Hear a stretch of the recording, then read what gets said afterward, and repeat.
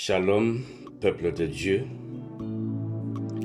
Nous, Michel Elidjema, pasteur de l'Assemblée de délivrance et de révélation, vous saluons dans le très précieux nom de notre Seigneur Jésus-Christ et vous invitons à la table du Roi des Rois pour partager autour de thèmes intitulé Dagon est tombé. En lisant dans 1 Samuel chapitre 5 du 1er au 4e verset, nous lisons: Les Philistins prirent l'arche de Dieu et ils la transportèrent d'Ebenezer à Ashdod. Après s'être emparés de l'arche de Dieu, les Philistins la firent entrer dans la maison de Dagon et la placèrent à côté de Dagon. Le lendemain, les Ashdodiens, qui s'étaient levés de bon matin, trouvèrent Dagon étendu la face contre terre devant l'arche de l'Éternel.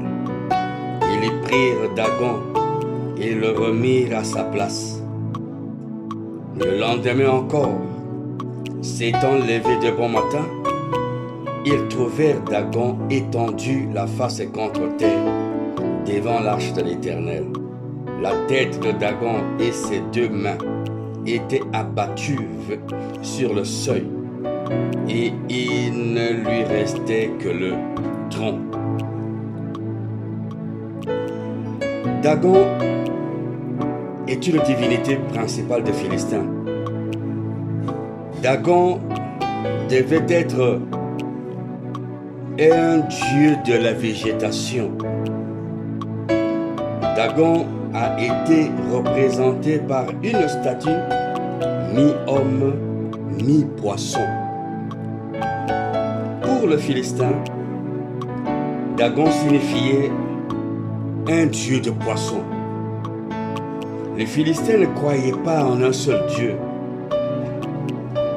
Dieu unique. Ils avaient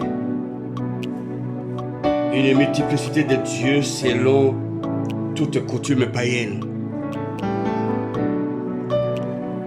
Dagon, pour toi et pour moi, est entendu comme le maître qui nous a longtemps asservis.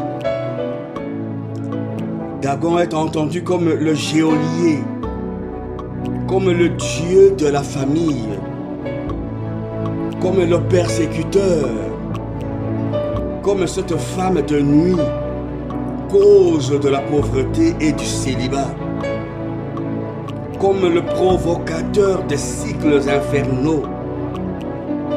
Dagon est entendu comme le diseur des bonnes aventures, comme l'ennemi numéro 1 de ta vie et de ma vie. Dagon est entendu comme cette maladie incurable qui ne laisse pas la place du bonheur à ta santé. Dagon a régné depuis des ancêtres. Les parents, il continue à poursuivre son influence sur nous, sur nos enfants. Avec audace, il veut enjamber jusqu'aux petits-enfants. Mais Dagon n'a pas compté sur la présence de l'arche de l'Alliance, qui est la gloire de Dieu dans la ville, dans ta vie. Les Philistins ne réalisaient pas le danger qui lui encourait en faisant entrer le coffre de Dieu, qui est le coffre de l'alliance de Dieu avec les siens à Ashdod. Au verset 7 du même chapitre, il est dit, ça c'est avec la traduction, avec la version Le Semeur: en voyant ce qui leur arrivait, les gens d'Achod déclarèrent: le coffre de Dieu d'Israël ne restera pas plus longtemps chez nous, car il nous frappe très sévèrement, nous et Dagon notre Dieu. Il est bien vrai que vous êtes transportés dans le territoire de l'ennemi. L'ennemi croit vous avoir eu, vous avoir dompté, mais il ne compte nullement pas sur le coffre de Dieu d'Israël qui est en toi et en moi. La foi, la croyance que tu as en Dieu, la présence de l'Éternel en toi, c'est le coffre de l'alliance de Dieu d'Israël.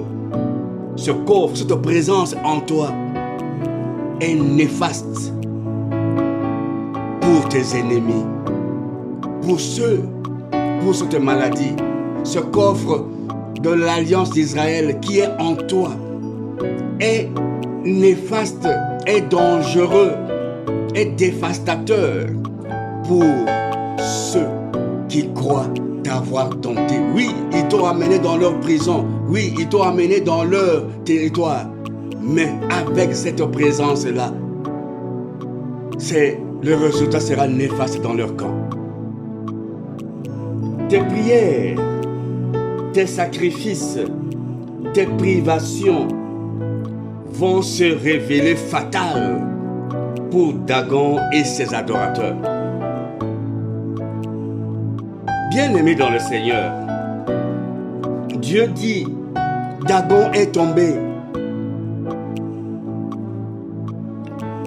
Le Dagon de ton travail, le Dagon de ta santé, le Dagon de ton mariage, le Dagon de tes études, le Dagon de ton ministère est tombé ce jour. Une chose est que parmi nous, il y a encore beaucoup de Thomas, ceux-là qui ne croient pas, ceux-là qui veulent mettre leurs doigts dans les plaies de notre Seigneur Jésus-Christ. Il y a encore des Thomas, disions-nous. C'est pour cette raison que l'Éternel nous renvoie à Hébreux chapitre 11. En parcourant Hébreux chapitre 11, nous comprendrons que la foi de nos ancêtres comme exemple a transporté les montagnes, a renversé des autels, a mis en mal l'ennemi. À cause de leur foi, ils ont été vainqueurs. Nous aussi, ce jour, nous devons activer notre foi parce que le coffre de l'alliance de l'Éternel d'Israël qui est en toi, la présence du Messie en toi est dévastateur. Cette présence a fait tomber Dagon. Et Dagon est tombé. La tête à part, les mains à part, le tronc à part. Jésus-Christ est vainqueur. À cet effet, je déclare que Dagon de ta famille est tombé au nom de Jésus-Christ. Que Dagon de ton travail est tombé au nom de Jésus-Christ.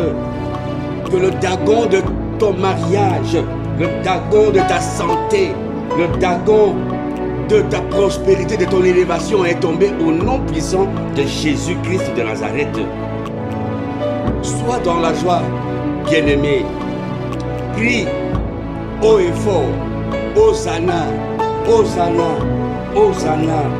Vive la liberté, vive la liberté.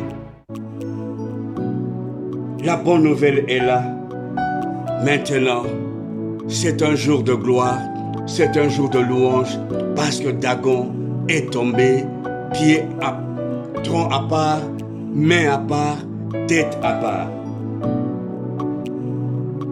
Maintenant que le nom de Dieu soit sanctifié dans nos vies, dans nos ministères, que le règne de Dieu soit notre partage, que Dieu vienne dans nos vies, parce que l'ennemi d'hier a laissé la place à notre Seigneur Jésus-Christ.